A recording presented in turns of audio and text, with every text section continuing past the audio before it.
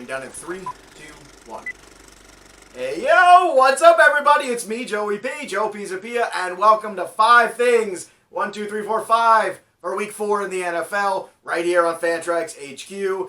And these are 5 things you're going to look for this week in fantasy football that are very important, so I hope you have your spectacles on, because it's time to get looking. So let's get looking, and the first thing is, David Montgomery has had a very efficient, if not very productive season so far. The problem is he's been good when they've given him the ball, but we'd like him to get the ball more, especially around the goal line. What the hell are they doing throwing the ball around the goal line? It pisses me off. Anyway, breathe.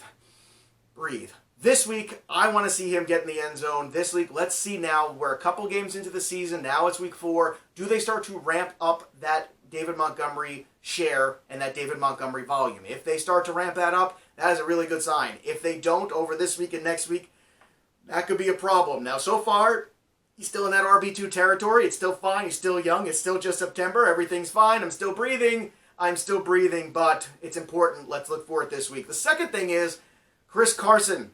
We've got to make sure he takes care of the football, because if he doesn't, Chris Carson is going to be in the doghouse. Right now, he's tied to the leash, I think, in the doghouse, and he's wandering around. He's still allowed to go out and play a little bit, but I think he will be severely in said doghouse if he fumbles again in a big spot. And that means, if he's still available, you should have added Rashad Penny. Just as insurance, just to see. Penny was inactive last week. He'll be active this week.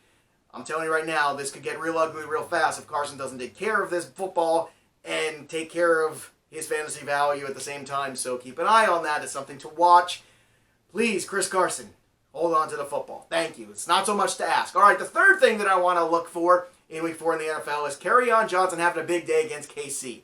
It's been a lot of ugly games for Kerryon. The points are there, but they're ugly points. He's kind of grinding it out. Bad yardage total some days, but he gets a touchdown. Good yardage totals, no touchdown. Not against Kansas City this week. Kansas City defense, not very good. So what does that mean? That means big day for Kerryon Johnson, so keep an eye for that. It's time for a pretty game from KJ, and I think the Chiefs are just the team to give it to him. All right, the fourth thing is the Pats are finally going to get a test against Buffalo. Yes, that Buffalo. That defense is very good.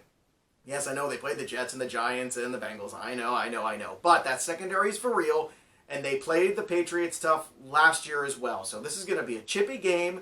Buffalo's going to be ready for it. This is going to be a great test to see exactly how good the Patriots are. And so far, that defense on the Pats side has been absolutely spectacular. They haven't given up a touchdown since the AFC Championship game back in January. That's a long time. Just in case you're keeping score, that's 8 months or so. That's a long time without giving up a touchdown. Now, I know they didn't play in the summer, but still. Anyway, the fifth and final thing to watch for this week, Week 4 in the NFL, is the Browns finally getting right. This is it. If they don't get right this week and figure some problems out, and Baker Mayfield, I'm looking at you. They're going to be 1-3. And a 1-3 Browns team with these personalities is going to eat itself alive. It's going to be a great press conference no matter what. If they go out there and they win big, it's going to be awesome.